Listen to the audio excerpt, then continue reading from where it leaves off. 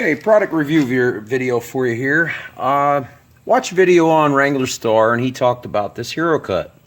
So I decided to buy this thing myself. I was in the need for a plasma cutter, and I figured give it a try. Unboxed it, all that, used it a couple times right now, and I figured I'd just show you a little cut here that I'm working on right now. I have used it for my 94 Chevy K2500, reinforcing the frame from rust. That's a whole other subject matter, but I did use it in ties with a angle grinder to cut that piece of steel out. So I'm gonna take you along here, show you a cut that I'm working on. This is the for the passenger side. I cut some holes out with it and then came in there to clean them up and drilled them out. You can see that hole there. I used the plasma cutter to cut it, same way as this one. And we're gonna see if we can cut that piece off there. I need to make a piece to extend here and here on the frame. So we're gonna take and cut that off. We'll see how it does. Alright, have my settings in place. In this case here, that thing's 1/4 inch steel. The center of it is probably closer to 3/8 steel. So we're gonna take, have my nozzle, make sure it's cleaned up. Probably gonna use disposable eventually. I've been running a wire brush on it to keep it clean. But again, so far this thing has been working pretty good.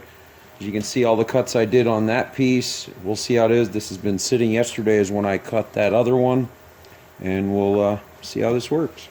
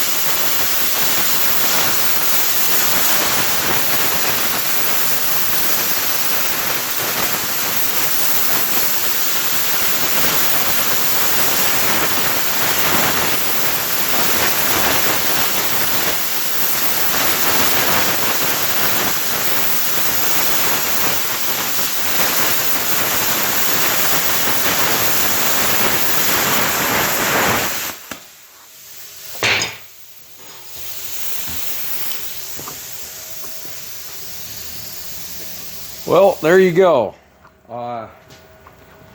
Battery's running low here, so finish this video up quick. So there you go. I'll pick that thing up, and it's going to be very hot.